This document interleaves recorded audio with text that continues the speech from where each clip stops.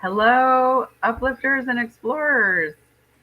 Today we have the good fortune of Duane Phillippi joining us, candidate for Planet Ike in Alien Worlds. Welcome, Duane. How are you doing today? Hey, I'm doing great.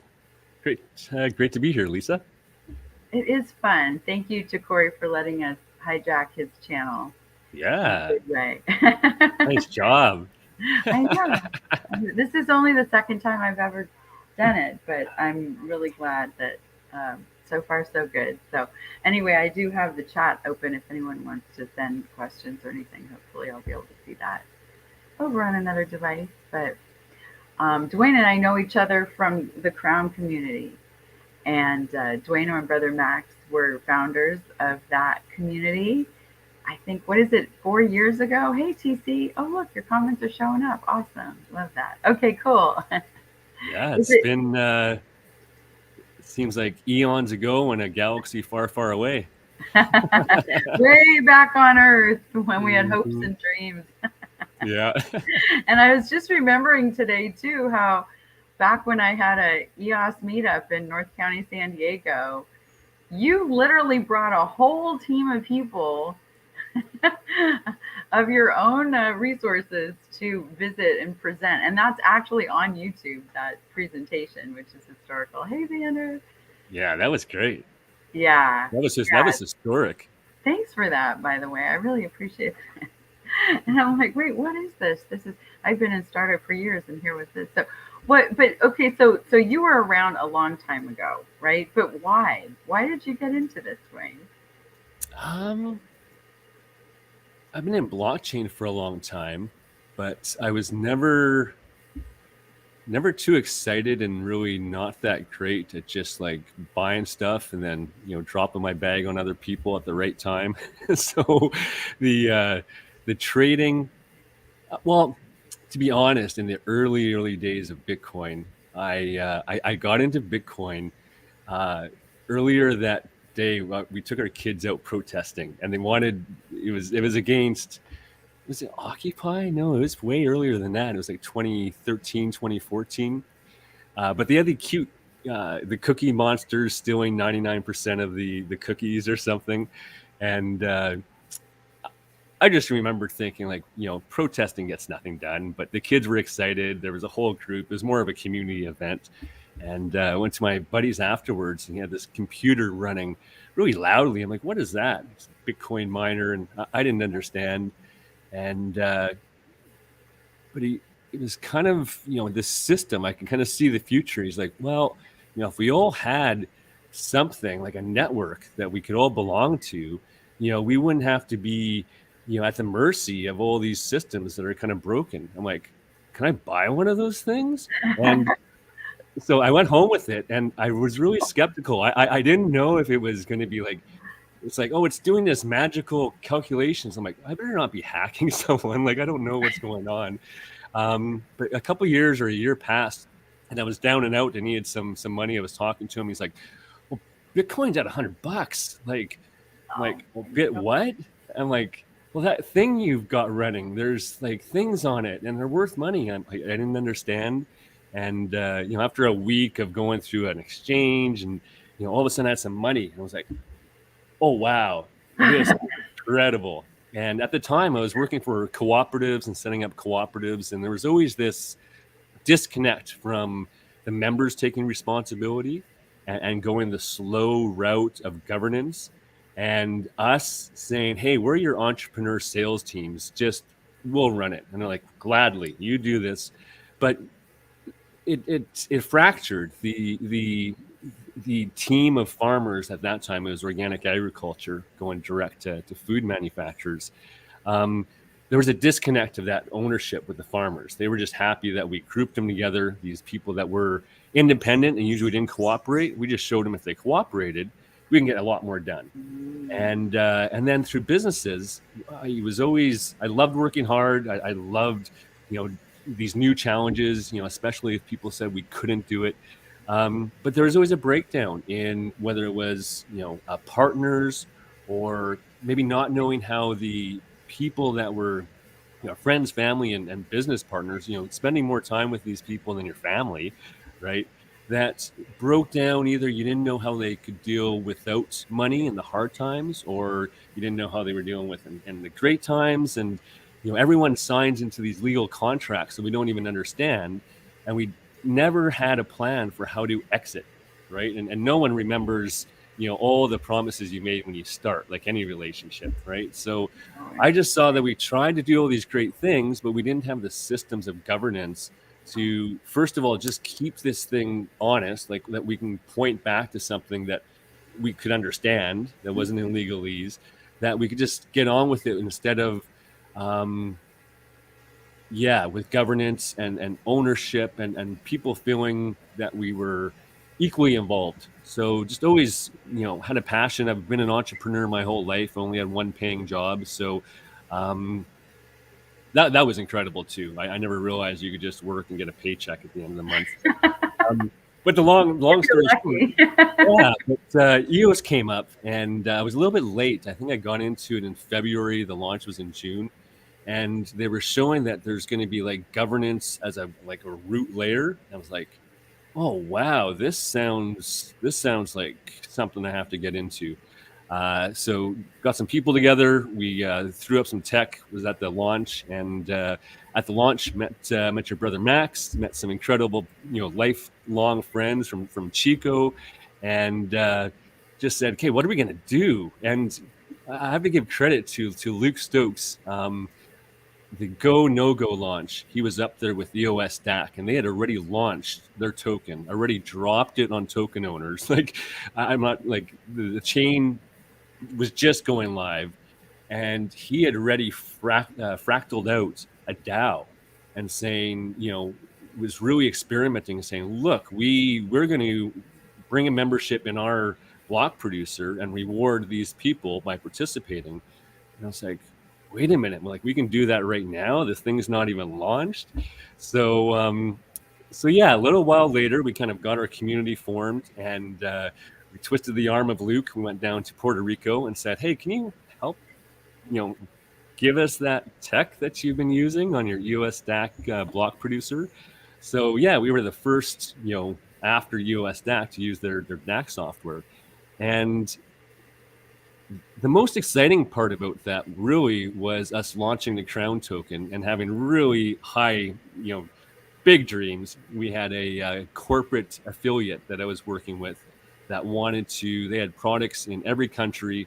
They wanted something to engage people. So we had a development team, we had our team, and the bottom line is their KROWN token just started taking off just by introducing people in the Telegram channel with tips. And the most rewarding part was just seeing, because it was worth nothing, but seeing when someone got a 1 with a bunch of zeros in a wallet for the first time. It was just that experience, right? So that what really just kept us going, of onboarding people. Everyone felt our excitement, but just that for a second, that feeling like I'm rich, right? And then we were enriched just by the experience. And then they realized in a couple of minutes that that wasn't a million something, it wasn't too much to see it. But as time went on, we didn't really know. We thought this was going to be the community we'd meet in person. So I met and grew most of my team through events, like in-person events. I'm less engaged online. I deal better with in person, like we're dealing today, or in person in the real life, in the matrix. And yeah, and we thought the community we'd be building were those people we'd meet, and they'd pass it on. But really quickly, we realized it was the world that was tuning into this channel. And yeah, long story short, the lives that just changed through just simple tipping and engagements there kind of was more empowering than the actual software that we were running to empower us to come up to the governance. And we had more problems than successes with the governance tools. Because like I mentioned before, the problems with real business was more the how do you go your separate ways? How do you get rid of people? People come and go. We had the same issues with the DAC. We had a really excited team, but when people were less active, we needed so many people to sign MSIGs to give out proposals. And the amount of proposals we did was, quite incredible. But we definitely lived the experiment of what a multi-sig was, what proposals were, how to deal with the emotions of a team, the messy side of the DAC, right? The human, governance portion. And yeah, just had a blast. And at the end of it, our corporate client left us high and dry on both fronts, my physical business and that. But I'm glad that was there to give us the spark, because if we didn't have that vision of, wow, we have something that's going to really empower us, EOS, governance, I'm not sure if we would have gone through that journey, right? Because we had a little carrot at the end. When the carrot disappeared, we kind of realized that we had, the experience, the tools, and we just were like, all right, world, we've got what you need. We have governance tools.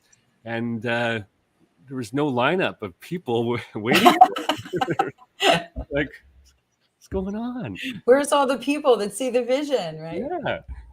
They're busy working. I'm excited to hear the story, and parts of it I haven't heard before, but I obviously, hanging out with you every week for 4 years, I hear a lot of it, but it's still some of that I haven't heard before, especially the early Bitcoin stuff. So that's really fascinating. But like from the beginning, what you're saying is it's been about community and how to govern that shared resource or shared brand or group, essentially, right? Like you were doing in person from the very beginning. It wasn't about finance and tokens, but yet, as I recall, if I'm not mistaken, although I don't know the details, back then it wasn't that easy to just set up a DAO. Like now you can just, click a couple buttons here and there and you've got some tools for this or that. But back then, as I recall, it was rather, let's see, vague and expensive, would you say? Yeah, we needed a team, and some favors, some gracious people like Luke Stokes, and people like that got called on a lot to help us, with the bugs and stuff. And yeah, I guess was the turning point on where we are today with Alien Worlds, because running the call, we kind of brainstormed and hopefully gave a different, fresh perspective to people that would drop in. And I remember us saying that, we need some gamification on this DAC. Like we need a game, we need something to draw people in, because it's a lot of education. And, even the constituents or the people we thought would be interested, the nonprofits, the people that were dealing with governance, the co-ops, there was just too much of a learning curve. And at that time, just even crypto, how do you say all this, without mentioning tokens and this, it was just a little bit too complicated. So, yeah, I remember when we saw, the EOS DAC team, or I guess Dakoko, migrate over and start to give some alpha on, hey, there's going to be a game. Like, oh yes, we're all in. This is perfect. Okay, so we jumped a little there. So there's a lot to unpack there. You just covered a few years real quickly. So let's go back. This is worth doing. Okay, so you've got the vision, the communities. You realize corporate isn't necessarily the best, but it can help us on board. Okay, and then so you've got some real world, and you've got some now online world, and you've got the global community showing up in Telegram. Right? Okay. And now you mentioned the call, and I alluded to that too. And that's really been like a big deal in people's lives. And so has the Telegram group. I don't want to minimize that too, but I'm going to come back to that with the tipping, because we definitely want to talk about that. Okay.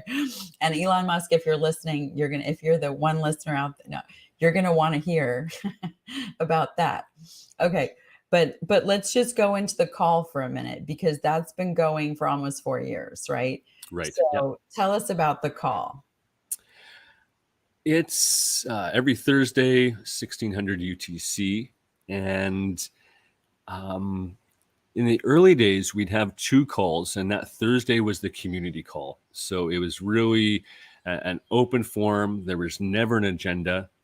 We'd like to think that we'd kind of weave in governance and tokenomics, but just really an open forum for the community to show up. So really, I guess just a safe space, right? Safe space where you were allowed to express yourselves. There was times where it was more people supporting themselves through, what they're going through.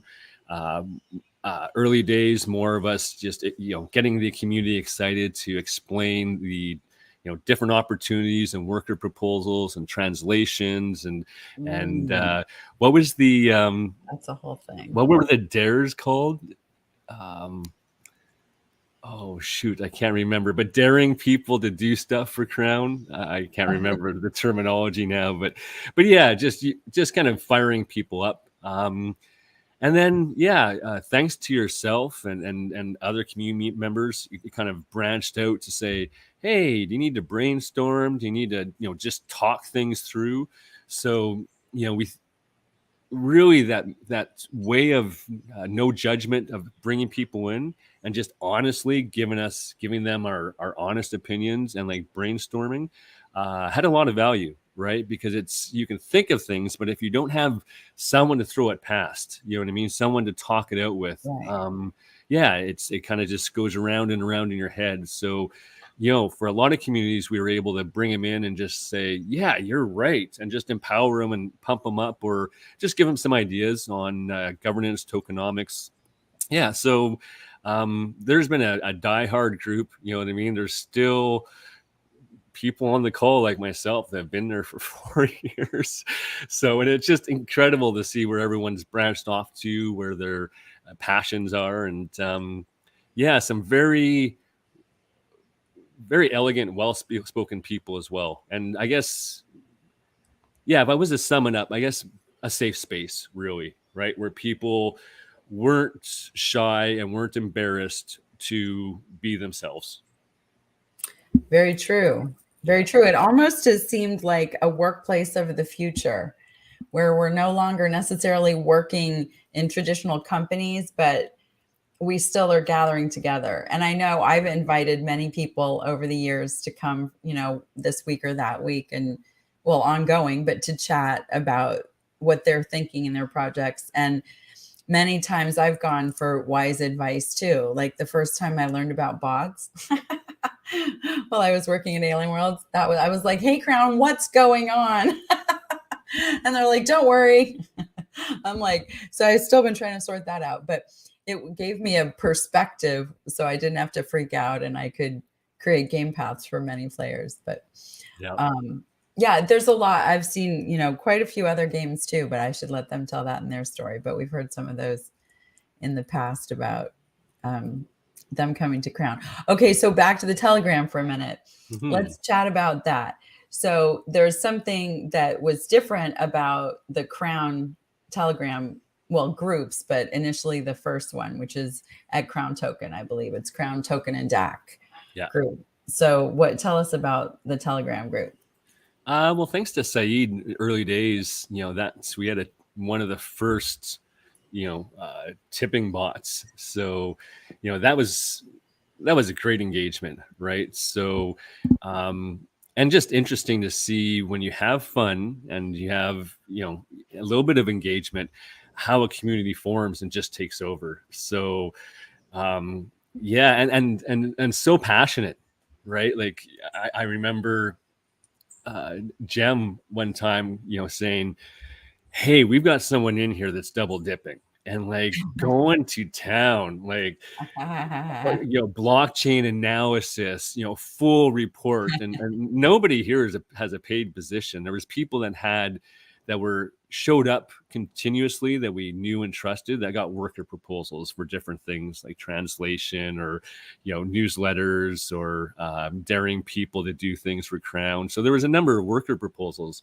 But it was just so interesting how passionate people were and how we handled those things. And it kind of relates to your bot issue that, you know, we saw someone that was double dipping, and the amount of work that they did to do this was tremendous. It was like hours and for dollars.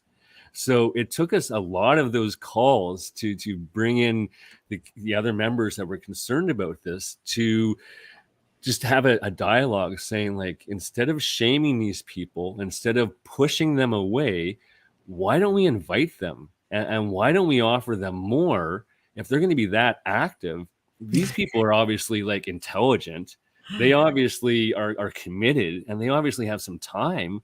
Let's bring them in.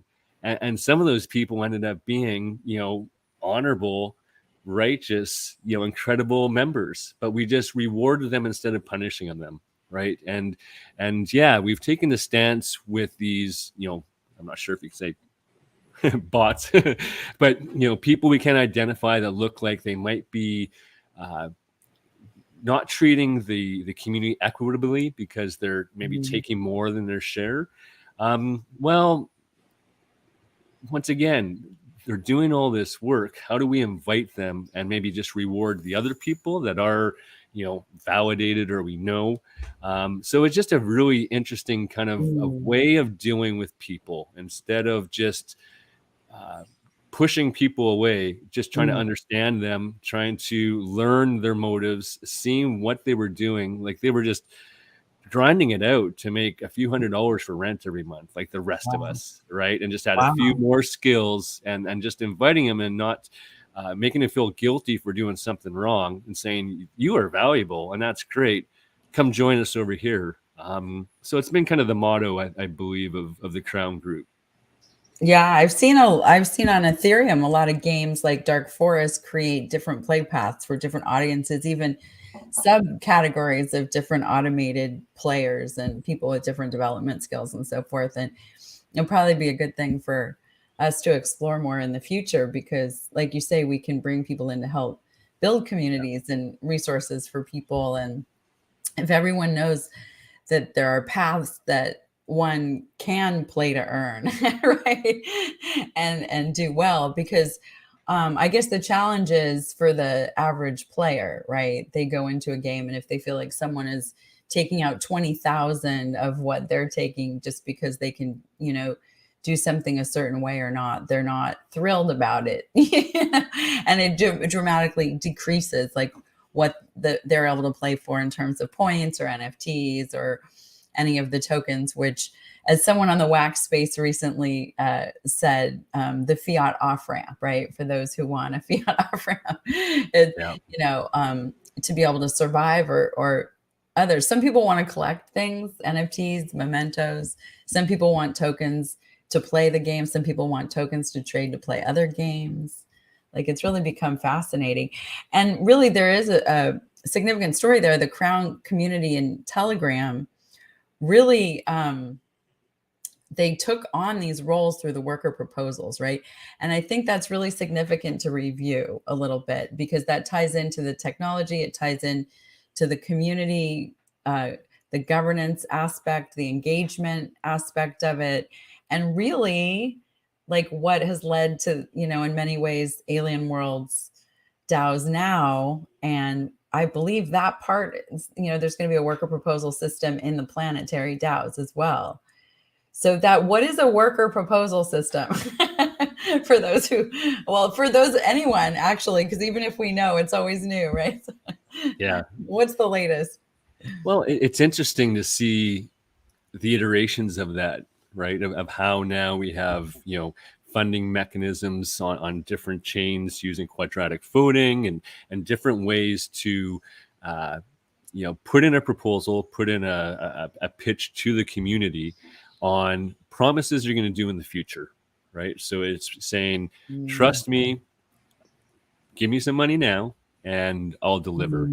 And back then, when it was KROWN, this wasn't thousands of dollars. So, you know, the verification, you know, for some of the community members, I don't think we even saw them in person, even in the KROWN call, right? You know, and it was just based on trust. And if someone took a proposal and didn't deliver, well, you probably weren't getting another one. right? And then we kind of stepped it up where there'd be, badges. So we kind of would say, oh, you're now an ambassador, right? You're a trusted member of the community. So some sort of level of trust or respect over time. So other community members or new members could say, oh, that's a trusted person, or I want to do some more service for the community to get to that level to be more trusted, right? Mm-hmm. So, but the proposal system was, at least in KROWN, someone filling out a form, putting what they wanted, what their deliverables were, what the time frame was,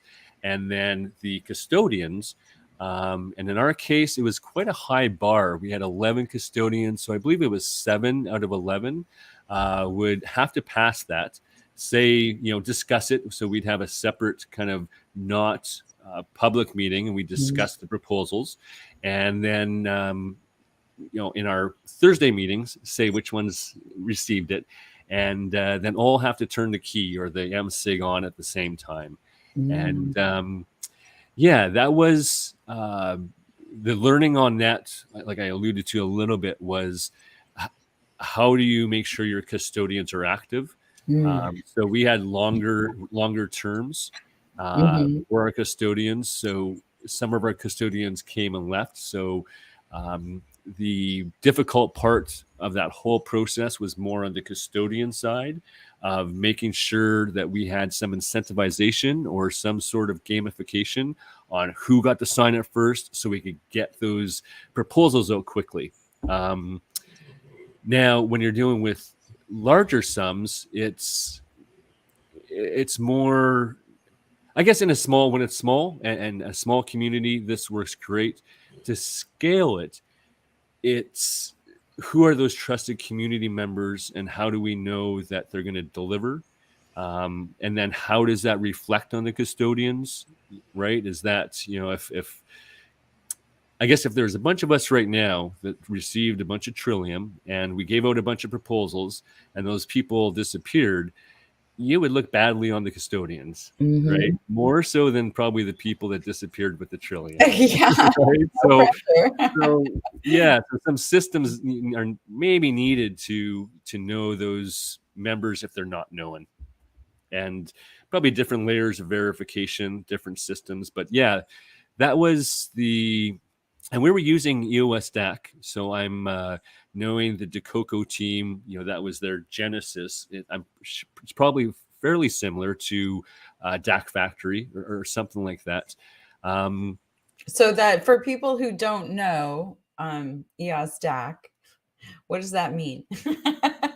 And why is there an EOS in it and a DAC in it?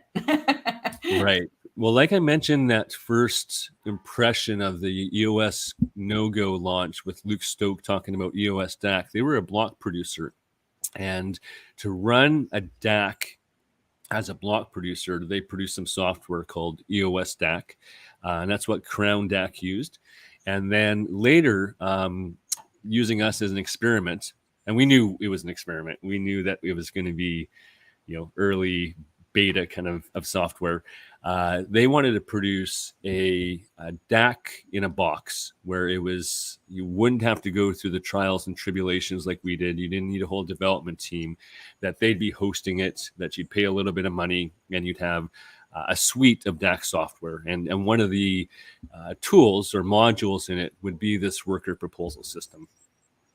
And I'm guessing, I don't know, we haven't seen the worker proposal system that's coming up with Alien Worlds, and I'm not sure if it's going to be launched even, with this initial voting. But knowing that that's the roots of this team, it's probably something similar, I would guess. So essentially, it's software to govern a group, right? That's essentially, DAC is decentralized, autonomous. We'll go with community because that's what I always. Yeah. A lot of people say different things. And in Alien Worlds, they're onto decentralized autonomous organizations, right? So that's DAO, right? But DAC and DAO are essentially the same thing for most intents and purposes. And Dakoko, right, is the company that is making Alien Worlds, and the same founding team made Alien Worlds as that software for the most part. There's some slight differences, but the three primary members of the Federation were involved in both, right, and Yeah. continue to be. And So there's, for this discussion, I would say DAX and DAOs are the same. If you really want to go into really down the rabbit hole of DAX, I appreciate Daniel Larimer's explanations of a DAC versus a DAO and a smart organization. And there's some, if what you is look it? up what is a DAC in his mind versus a smart organization, a DAC being, he's really pulled out what autonomous means, and the autonomy, separate than a group coming together. So autonomous meaning that this piece of software can just run almost like Bitcoin without a group of people. And he's calling the when we have a shared pool of resources or something like that, more of a smart organization. But for this purpose, I think we're focused more on this decentralized and community. And I think the difference between DAX and DAOs in this case is DAOs rings off the tongue nicer. Yeah. Well, I think we somewhat use them interchangeably, but I think you're probably talking about the book More Equal Animals, right? Is that the one that's in? Yeah, I believe if you go to his website, I think it's moreequalanimals.com or something like that. Yeah. He really breaks down his interpretation of DAX and DAOs, and More Equal Animals is kind of the next iteration past some of these governance tools. Like we just explained, the worker proposal. Someone puts in a proposal, promises something, and you usually get the funds up front, and it's work in the future. And his kind of political playoff book, More Equal Animals, I'd really recommend on, especially if you like to see a systematic change in the world of how we can actually be empowered to cause some change. And it's the root of why I'm involved in all of this, is because, well, we need more fun in the world, but the governance aspects, sometimes we feel like the small things we do don't matter. And I just encourage you to read that book to show you that you really matter. And if we all actually did one step of taking responsibility, of coming to a consensus of what we really want, instead of letting a proxy group that doesn't really represent us determine this, we kind of outnumber these people, right? And it's not we kind of put ourselves in a system that is not serving us. So how do we get that back to, create the world we want to create? And I would sense, at least I, really believe that it's just these little steps of us knowing what we want and sharing that with other people and making a decision saying we want to go this way. And a lot of people would say, well, that could be gained. You know what I mean? There could be someone with more money, more tokens, more influence. We have no choice.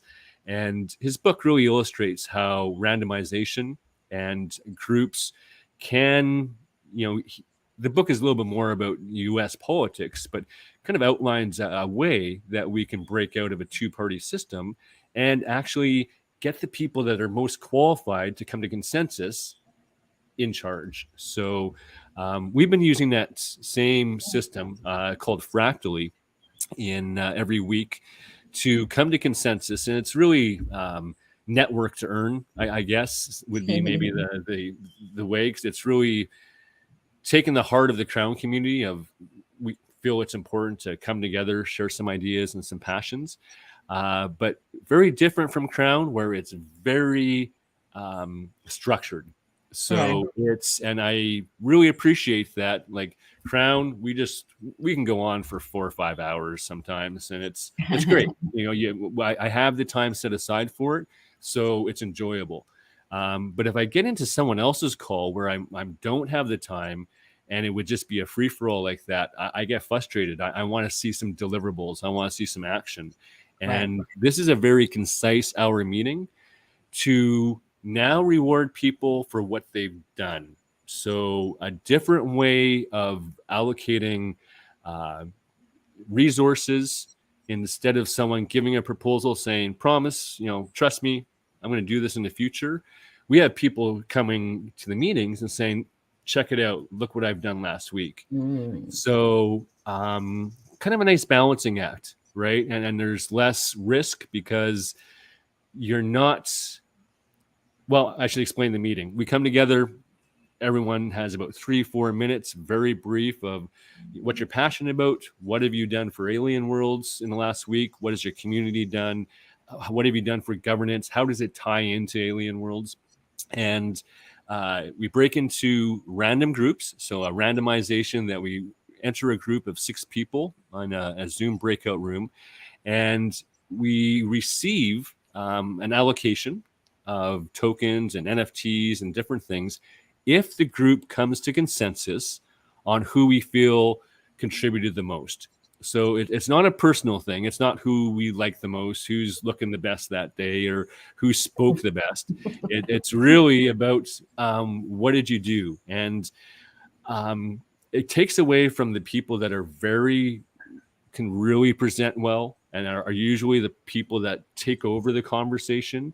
And it gives the quieter people some more confidence to we pull it out of them, what they've done. And usually it's a KROWN group, so we're more gracious than not. It's not that competitive, right? We're usually trying to pull out the people going, hey, I think you missed a couple of things you did, right? So, and it's just an experiment, once again, to say, look, we just came to consensus or not. If we don't agree, no one gets paid.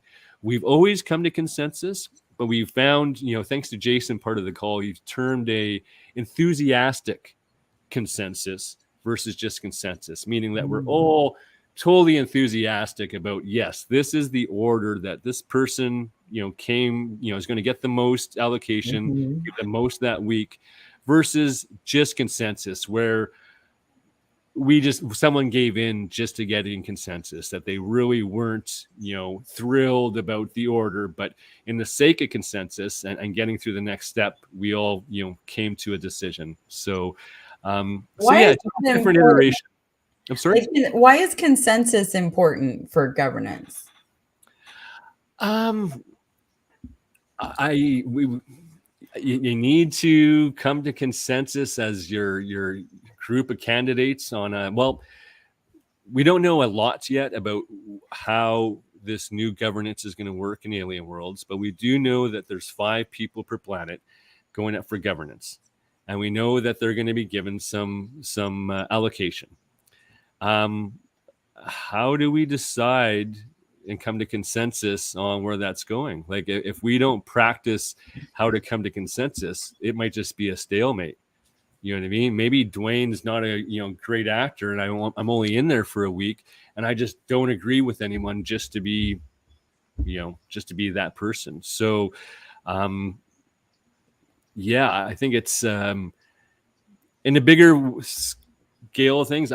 That's why I'm doing this, is because that practice is kind of needed in our society right now. So I think using games to come to consensus, it's an actionable event. You can feel good about it. We need to come to decisions. You just can't. I think it's just about taking responsibility, right? If in a bigger sense of things, I think my fear of where the world's going is that we all do not become independent, that we just rely on governments just to give us handouts, and we just keep the status quo and repeat history and don't create the world we want, where we have surplus and a surplus of everything, and we can have an incredible life, but we have to take responsibility. And if that just small responsibility is coming to consensus of what we want, I just see it as a building step of creating the world we want, right? And these games are a way to practice that and going, hey, I might not have a lot of tokens. I might not have the same education as someone. I might not have the same experience, but I can contribute and come to consensus. And that's valuable. You are paid. If you did nothing and come to the meeting and have done nothing for Alien Worlds, if you're just a bystander, have never even played, you get rewarded just for being that person that go through the consensus program. So Yeah, so I'm a little bit passionate about it. I know, and it's so interesting, and we sort of jumped through 2 years real fast, but you're seeing the game Alien Worlds somewhat as a proof of concept for governance that could work in many ways in terrestrial life, earthly life too, right? It sounds like. Yeah, 100%. So this, I remember the KROWN call. I'd say it was October. Oh no, actually, it may have been July 2020, and you were talking about October 2020, or it could have been October talking about December, but I'm not sure which. They're not recorded, so we can't go back. But I remember you saying, "Well, this game is coming out. The Stack team is making this game, Alien Worlds." And I think I'm going to get some packs, right? And we're like, oh, great. Duane's going to get some packs. Great. Right. And that was the one time like you could actually get packs from Dakoko. And that was, that ended at, as I recall, you became the third largest landowner, if I'm not mistaken. In Yeah, and that was, I'm looking back, it was a reverse Dutch auction, and you put in your enough to get what you thought was a fair price, but I went hard on that, and most of mine didn't fill. So to be honest, my first instinct was like, oh, I didn't get all the packs, and then all of a sudden realized it's like, oh, I got enough packs. That's fine. Yeah. And for those who don't know much about Alien Worlds, because sometimes, people say we're speaking in code, but they want to know what it means. What's a pack? Yeah, that was, I believe after Garbage Pail Kids. I think Garbage Pail Kids on Wax were the first NFTs that I received. But I still remember the opener for Alien Worlds on unpacking a pack. But yeah, so this was a little bit different than just buying a pack. There was an auction. There was only so many. So they did a really unique Dutch auction where you put in a bid for what you thought these should sell for. And if someone put in a bid higher, yours wouldn't fill. And then you got this pack of just random whatever. And they did, oh, don't quote me, but I know there was at least, 4 or 3 different packs sales. Like there was the mining tools, I believe. There was the EOS, was it called EOS DAC packs? Yeah. Yeah. Right. And that one had the what was people it called? Kept asking, how do we unpack those? I'm like, what? So I remember those. Yeah. I just found some in a KROWN account that I'm going to give. Oh my gosh. Yeah. Oh my gosh. I thought they were land packs at first. I'm like, these can't be land packs, but no, they were the EOS DAC ones. And those have land. What's in them? Maybe they do. No, I don't think so. I don't know what's in those. Those were I believe they rewarded like EOS DAC holders as well, right? There was some drop on. I think so. Yeah, and then the land ones were the Dutch auction, and the land ones were really huge. Of just people understand virtual land, you know what I mean, instead of NFTs and crypto. Like, oh, I get some land. So, yeah, that was incredible, and just seeing, I'm not. Maybe when I was younger, I played, a lot more games, but I wouldn't say a typical gamer.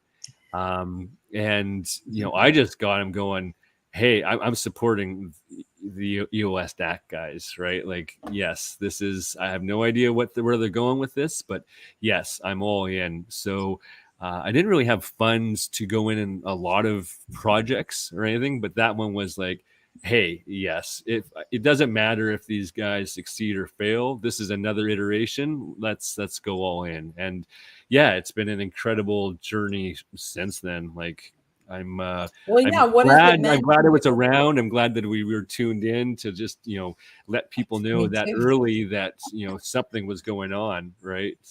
I mean, for me, I went to hang out in the chat, and then before long they hired me and I went to work there for a year. So that was super helpful to me. Thank you for that. Did I ever say thank you? I think I did, but just in case. That's awesome. But okay, so you go play this game, you get this land, which is NFTs, which means something theoretically, right? But so the players can choose the land when they mine, and it's all part of the game, right? So they can pick the lands. But as a landowner, what did that mean to you over the next couple of years? It just meant that we could, well, as a landowner, you were getting 2 allocations. You were trying to draw in communities to say, hey, my land's over here, and I'm going to sweeten the deal somehow and reward you more than you just getting some trillium for mining on your land. And you were able to set the percentage. So you're able to say, oh, mine on my land for free, or up to 20%. So whatever they were mining, the landowner got a bit. So getting a little bit meant that, oh, you can give something back to start increasing and rewarding and engaging a community. And then you also received an allocation right from the galactic, the Federation, for being a landowner. So it meant, oh, we can make some tools. There's something here. So remember back when I said I'm not the best trader, I guess I don't worry about getting through every month, even though it is stressful at the end of every month, and didn't time my any exits. So I've just always my trillium's always been there. I thought someday that there is going to be elections and that people are going to judge me if I cashed out or not, which is silly because we all need to cash out at some point.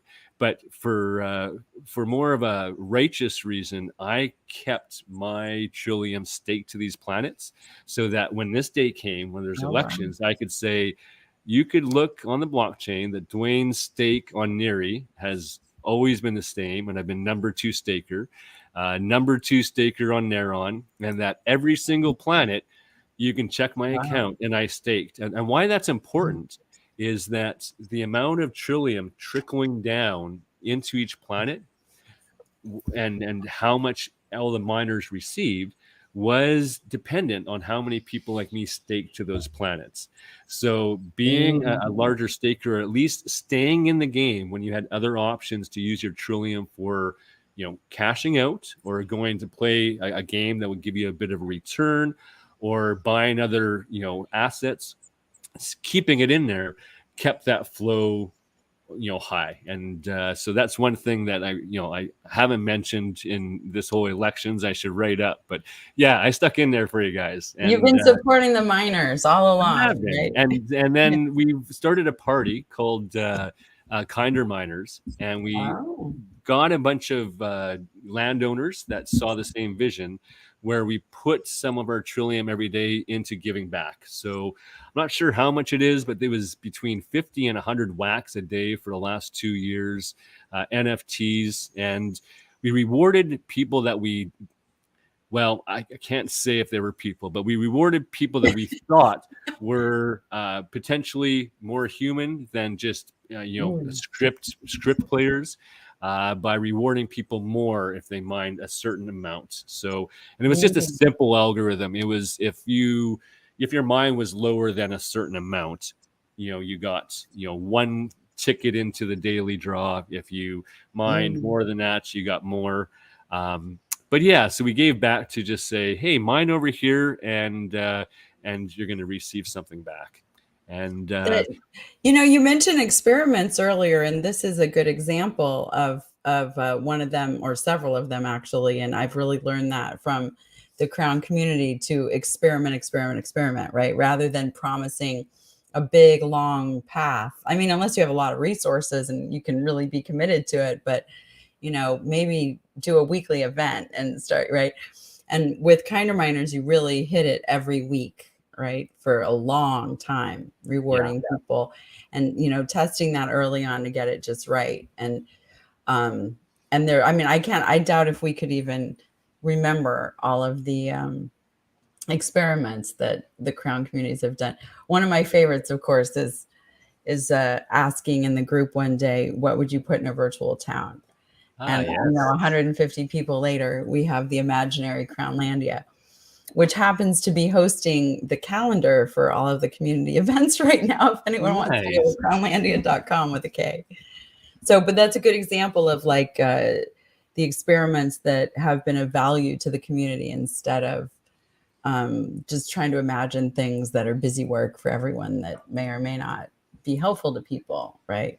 Yeah. And letting people tell us really what they want and need, which has been great. Well, one shout out too, because I'm not sure if I've mentioned it lately. Like you said, we've done so many experiments and first time things, and been Right. Been vulnerable to, like, I've failed a lot, and I've really in business and life, but those have been the best learning experiences, right? Wouldn't be here without it. So I'm not scared of putting myself out there to try experiments, right? I find it really fun. And one thing that we twisted the arm of John at the Boyd team was, still to this day, KROWN is in the Antelope family of chains, is a cross-chain token. And that was really interesting because, we started on EOS, and then now all the engagements on Wax and NFTs and gameplay. So it's not a IBC that you would have tokens that were worth a lot of money on. It's not battle tested in the sense of being audited. But it is still the first and still going that you can move your tokens across, Wax to EOS to Telos. So that's kind of forged that understanding of, how to bridge at least the communities in our small little scope of the Antelope family, right? So seeing that now there's, the industrial strength, enterprise version of IBC coming across those chains, that's really exciting. Like, we've seen a rebirth of EOS, the new EOS, the whole community's taken back the chain. A lot of excitement there. But why I'm mentioning that is just not a plug for Boyd, which they deserve, or EOS. It's that, EOS has some incredible governance tools as well, right? So that I see the success in Alien Worlds bridging different communities and different blockchains, that we'll be able to use different mechanisms over on EOS as well, right? So we have some great community builders over there, but you mentioned, or maybe you didn't, but there's Eden, EOS on Eden, where it's kind of like a unique proof of person. So if we feel that we need to be, validated for maybe different positions or candidates, that could be, one way of doing it.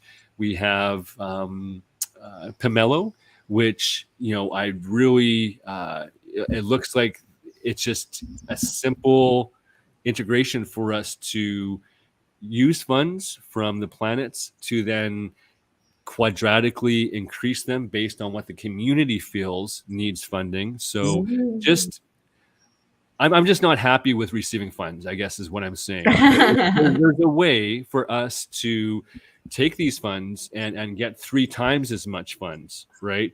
A little bit from the community, a little bit from the landlords, a little bit from these different funding mechanisms, right? So, and it all ties back to some sort of governance. If you haven't checked out pomelo.io, I believe, but they're using the GitHub's kind of grant quadratic voting, and it's taken a signal from the community where a community member, if we have 100 members that put in 1 EOS each, your grant gets matched incredibly more than if just one whale puts in $100. So you see where I'm going with all this. Yeah. Is that the voting right now on Alien Worlds is token weighted. Okay, fine. So what do we do for the people that don't have all the tokens? Well, there's all these other ways to empower you to feel like you are involved, right? So I, do a shout out to say, join us on the KROWN Call on Thursdays and just show up and, hear what people are doing, network to earn. Or, these other funding mechanisms that you can put in a little bit to support your community could be a nice signal and get a lot of grant money as well. So it's going to take some time. This is all brand new. No one's in a rush, but just seeing that these tools to bridge that are already there, that we don't need development money and to, suck out money from the chain or from the galaxy to develop stuff. We can amplify things right now. and the communities are all around us. I can't even keep track. Like, oh yeah, you do such an incredible job of weaving and knitting all these groups. maybe. Oh, it's incredible. Well, you've been hanging out with them all this time, right? Since the beginning, you've been hanging out with EOS, and we get to hear updates, and you keep us informed at the KROWN call. But lately, like you said, other people have been coming out. I think in part because Antelope is the people took over the EOSIO chain, right? The software layer on the EOS blockchain, and really started governing it themselves, and then saying, hey, we need the log, and like you say, the proof of personhood, which is Eden, and different ways to gather and come to consensus, which is fractally, and so it's a lot of the same people in the different groups, but it's like, okay, now we're going to think about this, or we're going to think about that. So really what we've been chatting a lot about this lately is that E is for Ike, but E is for EOS too, right? And so hearing you talk about how to blend it in such a direct way, like, hey, this could actually create more resources for the ecosystem. So some can come out, but there can be more, right? Yeah. So let's talk for a minute about that. And so the alien world, we talked a little bit about alien worlds. We've got the 6 planets, the candidates. You're running on Ike, and it sounds like you're proposing to use the same processes and the knowledge from some of these experiments along the years to apply it to governing the resources being allocated to Ike, right? Yeah. So what do you see? Like, what are your first things you do once you take over Ike? And I'm going to be listening carefully because I'm running on Velis for those. For sure. One of the tools that our good friend Vlad has made is called Consortium.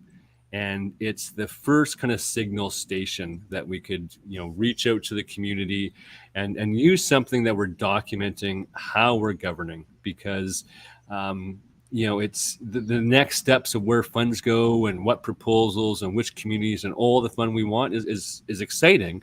But the simple, how do we come to consensus? How do we remain responsible to the community? How are we documenting this so that we can show, well, what's blockchain? We're keeping a record of everything. This is going to be super, super important for all the communities, different other games that are coming behind us, different real world communities. We need to, we're building a foundation, right? And having these tools record how we came to this or how we failed, super important. So my first thing would be, let's get Consortium, our planet, up there to have just a signal from the community and another way to engage of what do they want.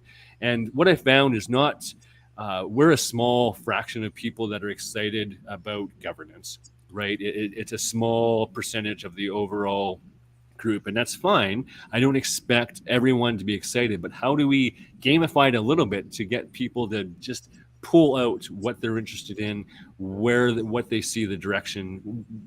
How are we going to amplify the community? And if we can hear from them, record it and come to consensus, then we have, a path. So that would be the first steps. The second is really just understanding who, the other passions of the people that have been elected with, right? So I think this, and I'm hopefully can have a big enough vision to say, hey, maybe we should have distinct different projects or themes on different planets. But I might be with 4 other people I've never met before, right? So that's a whole consensus thing. How do we show that we're good together or not, right? So when I first thought of Ike, the lore is kind of the ethical, peacekeepers of all the planets. So one of my, and not saying this is the direction, but my first inspiration would be, let's be the governance and the ethical peacekeepers and the dispute resolution planet for all the other teams, and that for all the other planets, and that we're just there to put our money into open source things. We're not going to take any. No one could ever say, oh, you did something wrong with the planets, because we're going to be developing these tools that everyone can use. So I would even go further, that we'd be petitioning other planets to say, if you give us a little bit of your funds, we'll maximize it and look good. You know what I mean? You'll look good that you are developing open source tools and what have you. So who knows? It's going to be a longer term to really, flush that out. But I kind of see that these planets could do other things, and we need to be reinvesting into the base structures, right? And if we don't, and just so I think that Right. could be the reliable and dispute resolution. We could talk about a long time. So we have a whole user terms and agreements, but I don't Mhm. see anybody. I don't see what happens. I don't see a centralized body being able to enforce these. So how do we keep us on track? And maybe some people will say, well, hey, I don't need to be kept on track, but I just want to make sure people know there is a reason some of these terms are pretty harsh. And you've probably lived that, living in a, centralized organization for a while, that, we don't want to jeopardize and have liability for any of us. Right. So let's, how do we do this right? Yeah, right. That's Because there are a lot of resources on each planet, right? Even if they're releasing 2% a week at first, it's actually quite a lot, over time. Like you say, the numbers that show up on the screen, right? So um, it's interesting to think that you can vote without talking to anyone, right? Like theoretically, if you don't know the four other people, you all might be voting. Like you might be trying to reach out. Where are these people? Where are these people? Who are these people? Are these aliens? Whatever, right? And maybe somewhere someone knows who they are, like in some system somewhere. But you have to click that button at a certain time, right? By a certain time. And if you don't, the planet doesn't get those resources that week, right? Or something like that. Is that true? Something like that? Well, I think we're forced to work together, because we'll need to. I think first steps would be to set up a DAO with those elected people, right? Oh. Right. Like I don't think. I like to hear from a lot of the other people running, so we can have an interpretation. So I think the first thing I'd like to invite people is just come to this Thursday meeting, and let's see if we can come to a collective idea of what's the next steps. And that's where I was kind of going with Aiki. Like, let's get on with the real business, but there's some technicalities we have to deal with first. So if we could be the give open source tools of, here's your DAO and here's our trusted service providers, maybe there's some of those first steps that have to happen, because I don't think going straight from the allocation is really even allowed. You know what I mean? I think we're forced to figure it out on our own, to have a DAO structure, and how do we bring new people on that next week when maybe someone else is kicked off and reelected. So there's some of that. There might be a little bit of legalese as well. Maybe in the background, maybe you're represented in the terrestrial world through your own company. So just some things that we need to flesh out and provide, so that we can have an easy on-ramp to creating stuff, right? Yeah, a lot of custodians will appreciate that. Yeah, I am going up for elections on NERI as well. And NERI is, we'll see what's going on in NERI, but I'm part very competitive, I hear. Well, Kinder Miners has formed a political party called Kinder Party. And, right. So we have a few people that have been long-term KROWN members, like Adam. And we have Vlad as well, that makes incredible tools. And once again, I don't know. I'm here to reach consensus with the other people on the planet. If I'm not voted in, I'm going to still be trying to get people to reach consensus on the planets. So it doesn't matter if I'm in or not. But I kind of see NERI, of one of the passions that I'm really excited about is events, right? So if we could have NERI as fun, and taking a cue from this, I'm not sure who this magical person was when they were in Alien Worlds, but there's these press releases that went out, like understanding the real world, of gaining attention to the real world, of just marketing, of just blatant marketing. So love you, Duane. About making tools or games on NERI.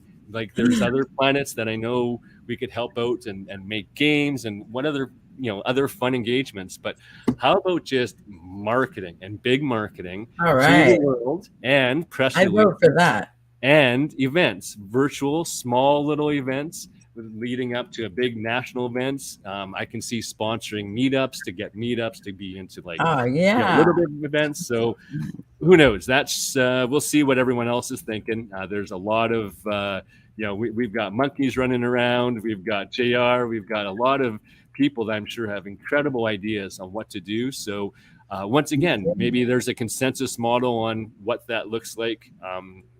But yeah, there's a lot of characters like like cartoon characters, animals of sorts on Nary, and more coming. I think not everyone necessarily wants to run for office, but they want to hang out and play, right? Literally with characters and such. So I can't wait till people start adding to software and the lore, and it's going to be a lot of fun. So I imagine we're going to be spending a lot of time on Nary. I love hopping that's around. it.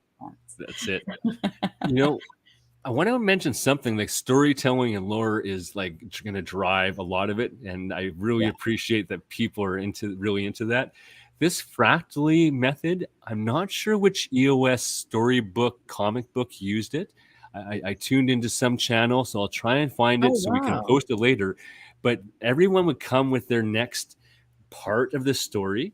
Oh, so wow. There's all these storytellers, and then they would come in for the weekly meeting, explain their story, have a little quick post, and then they'd come to consensus on which one to go with for the next part. My gosh. So they were like, do it. Yeah, remember those storybooks when you were young that you could like go this way or go this way? Yeah, I loved it. And now you get more of a community kind of votes. So you have people invested into which way it's going to go. So there might be like 6 communities that all want to put their characters in, and I don't know. So we can really use these kind of things to have some fun and come to consensus. Consensus and governance doesn't have to be dry and boring, I guess is what I'm saying. Oh, that's right. That's a really important point. I think a lot of people are going to be more inclined to get involved if they can enjoy themselves and feel they're contributing. And like you say, really, everyone can have such a big impact. So it does work. And that's, I was thinking, I just said today in the Alien World Spaces, my first proposal would be to get you to get 5 other people instead of fractally for Bellas and the others, because I do think working together is a good idea, because the Federation has said we can release alien worlds to the wild, but we have to prove we can govern it and not do gambling and not take all the money for ourselves and not, market things inappropriately or whatever the current regulation might be, which is yet to be determined, of course. So we're all trying to be as careful and cautious as possible to have good intentions and do the right thing. But, it's like, it's such an exciting time, right? Because we get to all this, we've practiced and tested out. Now we get to practice it at a bigger level. And then over time, we can do more. And we don't have to be part of the official structure. Like anyone can ask, anyone to engage in their project or, build on top of it with the lore. But getting to say, okay, well, here's how we're going to come to consensus. Here's what communities are currently active. So maybe we can, give Trillium to communities we've identified as active. Like maybe we don't know, but the people in the chats know, right? And they might say, oh no, they're just putting that up, but they're not really there. Let's look into it or whatever, so which communities are active that could, maybe get some of the grants if they do certain things or share that. Maybe the lore extension is a fantastic way. Obviously, which proposals go forward, because that it sounds like the custodians on the planets can take a proposal forward, but how are they going to get them right? So I'm excited to see consortium, and that's going to require some thinking of that flow, how that's going to happen. We don't want to have to use Google Forms for everything. That's it. Well, I was just going to send out an invite too. I received a Galactic Hub grant for the weekly meeting on Thursdays. So the whole idea about fractal governance is to fractal it out. The grant that I got is going to be 100% given to participants. I don't need to keep any for myself, and I don't need anyone to give us a grant to teach you that process. Like it would make my year if we can just help other people use the process. And after some time, they could put money in towards rewarding their own communities. So this isn't a complicated, needing any development, needing any work. I'm going to be doing this regardless, right? And my measure of success would be if other people are using it and fractal it for their community. So put your funds back to the community to get them engaged in the fractal process. You don't have to pay for my time or education or any of that. It's very simple that we can wind this out and have you know, a frenemies battle. We could have different planets coming together, because one thing you can do in this fractally process, when you're coming up for that meeting, you could say that I'm also part of a team or a planet. So once you're given that respect at the end of the meeting, that respect is doubled and sent back to the team as well. And then your team can then split off and determine, what am I going to do with my team, right? So there's a gamification that, you know, having two things, candidates that are up for planets, you know, their team could be their planet, or your community. So now we're involving, you know, the people that are going to make decisions on proposals and the other active communities of telling us what they've done. So if nothing else, all this stuff is recorded and goes live, right? So people, it's just a way for you to broadcast what you're doing in a really short snippet. And then people listening, if they're not participating, going, oh, the community really said that person is giving the most. Maybe I'll check them out. Oh, or that team every week now is, you know, there's 10 different communities. This team is in the lead. Wow, we should check them out, right? It's just a different way, another way to market. And it's building respect of what the community feels, you know, is the best contribution. So, and then hopefully those viewers will go, really? I can just like come to a week, like a meeting, and just get some tokens, and all of a sudden get all these other NFTs that the communities are writing down. Wow, is this a game? So yeah, let's call it a network to earn game, right? And maybe maybe we'll see some more activity. You don't have to shoot each other in a game to be playing. That's okay too, if you want to do that. That's fine. If that's their thing, for sure. Yeah, but we don't have to. And that's what I think when people hear games, they think, oh, it's going to take a long time. And, you know, I've been meaning to look into that. Oh, I wish I had. Or da, da, da, da, da. And it's like, oh, wait, come here, just click this. Boom, boom, boom. Right. And then, but because of that clicking, there's all this data here. And now we can build on that and reward on that. And people can own their own stuff, and they can keep their rights, and they can, like, there's all these wonderful things that you sort of hear about over time, like as you hang out in the different places or the chats or watch interviews or what have you. But it's really, a lot of that has really come out of that early, you know, ability to hang out, basically, right, and share that information. So I, for one, am extremely grateful to you, and I appreciate my first tools on Alien Worlds and getting me started, because I never paid to play. I played my way up. Thanks to you. Nice. Oh, for sure. You're welcome. I see this as a layer one structure for other public goods to come in and use Trillium for other real world things. So there's incredible communities that are going to do what they do regardless if they're getting paid well. All right. I'm in the rainforest, and there's people that protect the forest, okay, that all their budgets are cut. They don't have enough money to even get to work, but they are passionate about that. They are going to be that park ranger and protect it no matter what, right? Well, what do everyone that's part of an organization do? They come together for a meeting that they don't want to come to anyways at the end of the week. All we're doing is allocating a public goods budget, and your peers are determining who gave the biggest contribution. These people are doing scientific reports, publishing reports anyways. If they had a mechanism where they could just, you know, get, you know, in this case, Trillium, and divide it upon themselves, you know what? They will. They don't need to go play a play to earn click game. They don't need to need any of that. But we could use this layer one for those real world things. As you know, I'm really passionate about agriculture. So I'm starting a happy pineapple company that you really don't know when you come to Costa Rica. You just determine that everything's organic and biodynamic. And it's just the best ever. Most people in the world do not realize that all the banned chemicals from our first world of Canada and United States are just rain down on pineapples here, making it the most polluted plant and land on Earth in this tropical paradise. Oh my gosh. So sad. instead of saying, oh, there's a bad actor here, the chemical company's bad, or the fruit companies are bad, or the slave labor, instead of saying any of that's bad, well, how do we empower all of those people to do better, right? Well, it's just a shared goal, going direct. What about, pre-buying your box of pineapple with Trillium?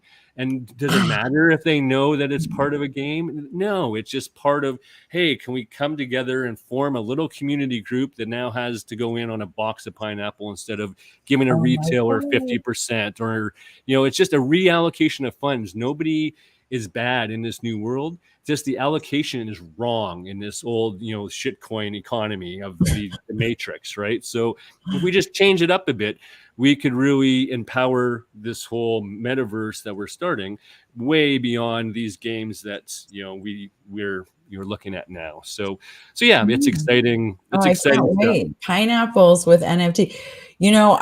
I'll drop some coffee on your pineapple holders if you want. Nice. Perfect. I love it. It's so fun. It's already a game and another game. You see, immediately that's how it goes, right? And then it becomes a part of the lore. And then what is it?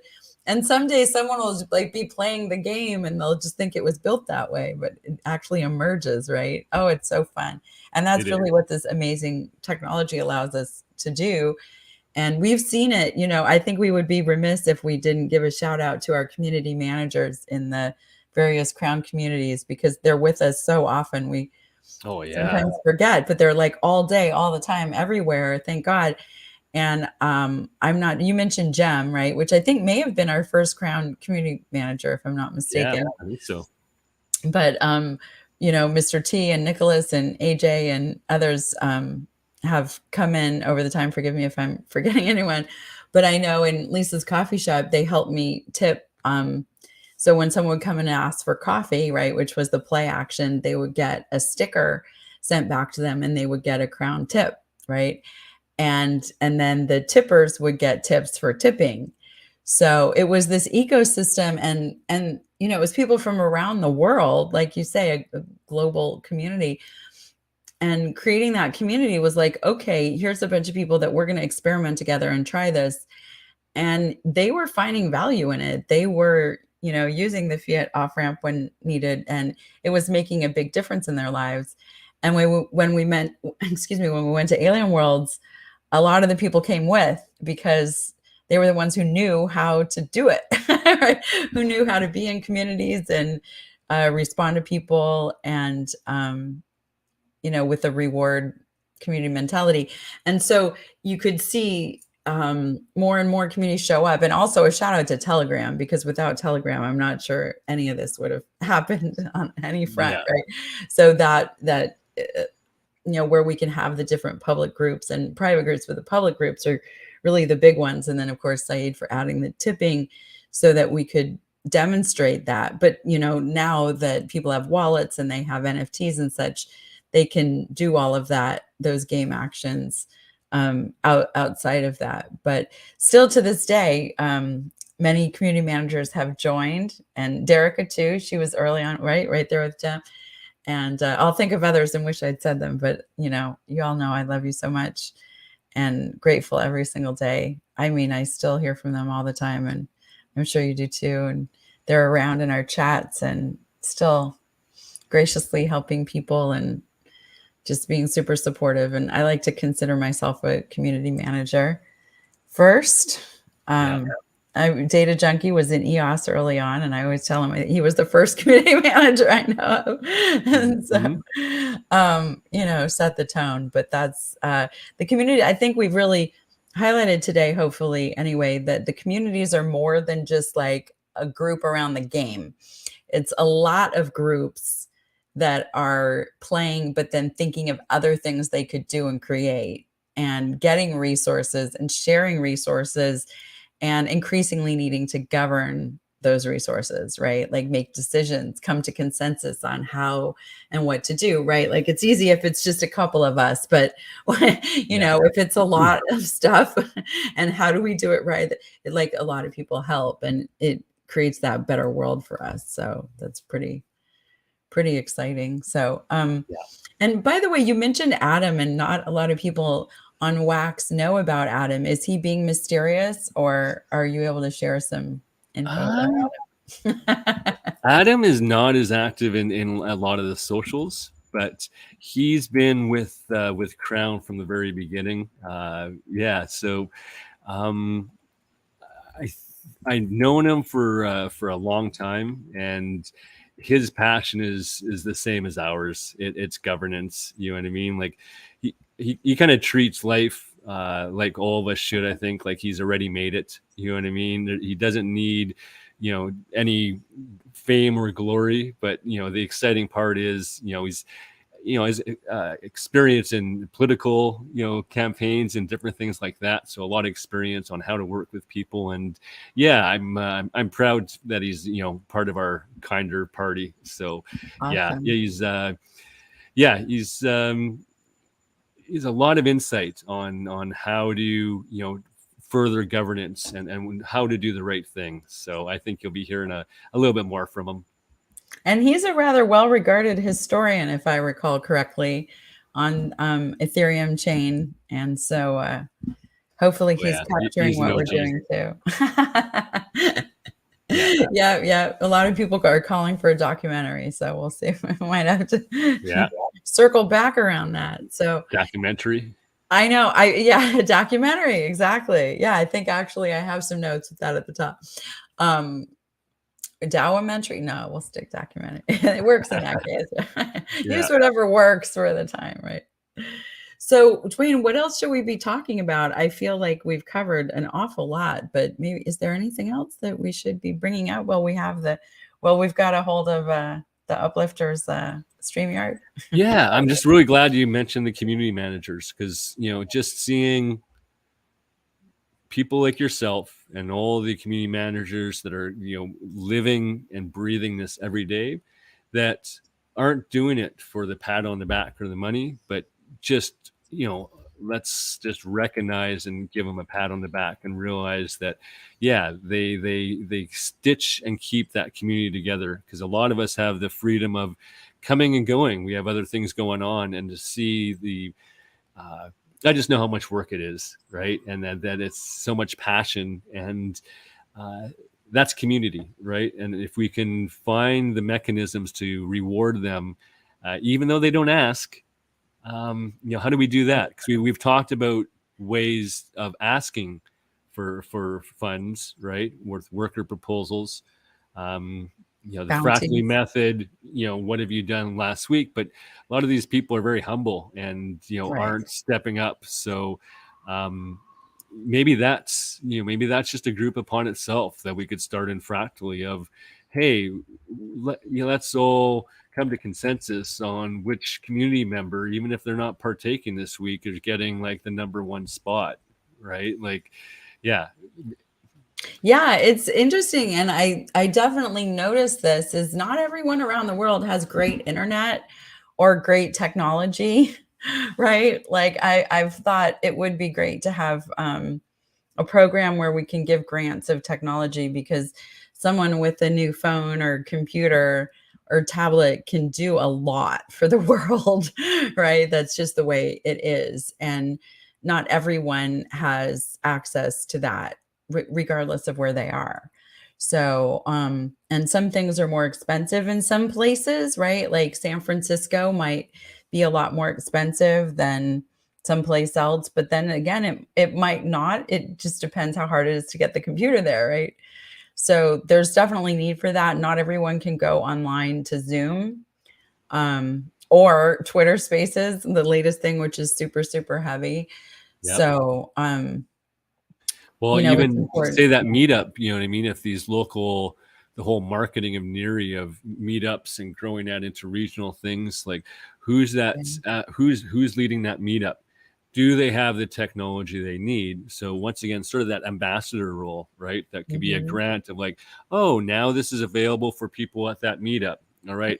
How do they transfer that on? What's needed? What sort of, attendance or people or activity are needed that, oh, this group's growing and they're so active. Now they need another smartphone. They need another internet connection. Who knows? But yeah, I know it'll what I want be to ask you too. It just okay. came back to me. I knew there was something really important.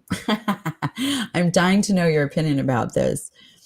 If the Federation does release alien worlds to the wild, the 6 planets have their allocation, right?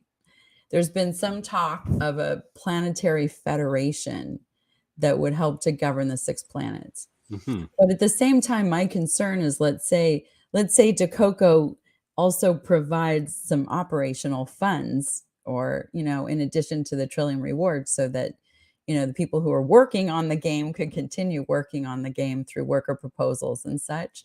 That's a lot of resources, right? And so I've been thinking, how would that structure? What's your opinion? Would we have a planetary federation, or would the somehow either that or no entity funnel resources to thousands or dozens, or I like, in other words, I don't know, like maybe it shouldn't all be in one place. You know what I mean? Yeah, I can see more of the other side of that easier. Of like, I'm not sure what these satellites are about. It seems like it's Mm, a way for the Federation to still hold on to funds. And so when I thought mm, of satellites, I thought of it as, here's a planet, here's all our other communities. So it's another way to like disperse funds and be more resilient. Going the other way and going up seems to be what we're going against, is mm, centralization. But there is a need for these 6 planets to share some ideas and what they're doing to organize. There doesn't need to be inefficiency overlaps, right? That that we can appear organized to the outside world, right? So I don't know if that needs a big treasury or fund, but I think there should be some mechanism or meetings or some scheduled events that we are solving some of the shared issues we have. Like right mhm. now, I would say out maybe over time there'll be less necessary, but right now I would hope that everybody that gets voted on, we can have a call or something and just go, hey, we're all facing the same issues of a little bit of questions on the user agreement. Maybe not everyone knows how to set up a wax DAO and multi-sig. Do we, maybe maybe we are going towards that marketing. Maybe we have a terrestrial company that we find Mm, that's right in tune with us, that's really good at press releases, but they're saying, you know what, mm, not yet, guys. We just actually, we take euros. We're just not, mm. we're just not in that stage yet to take your internet money. Well, who's that in between service provider? Just those logistics, A lot of right? things to So deal with. Yeah. um and what else will we need in the future? Like, if look at that user agreement, it's protecting us from things mostly in the US that are deemed that could potentially get us into trouble with the law. None of us have signed up for taking on liability. We've come here to build communities and have fun. Um, if Dakoko went away and it was all decentralized, well, we need, is one planet just going to step up and do that then, or is it going to be like I kind of said for Ike? Well, we'll Mm. make open source tools and governance tools for everybody. Does that need to be a separate new entity? Is there another planet? So yeah, good questions, not many answers yet. It's so fascinating to think, really, because it's like everyone, it seems, certainly that I've heard of, wants to do a really good job and wants to do the right thing and make sure it's okay for everyone involved as best we can. And, it's all new, right? So we're playing a game, but like you say, is it a game? Because it has real life implications and so forth. So coming together to discuss things definitely seems like a good idea. And maybe that planetary federation is mostly a wisdom exercise, as opposed to a hoarding of resources, to allow it to flow down to the community so they can build many governance entities. I don't know. I'm not, there's got to be some model of impact associated with the number of them, but we'll have to Yes. think about that. Yeah. Yeah. So, Duane, thank you so much for coming on and spending so much time and sharing. One Yeah, of that my was favorite great. things to do is talk to you. Yeah, that was fantastic. So, thanks much. And, you know, if you think of anything else that we should have covered, just let me know. We'll come back on. I'm sure Corey won't mind.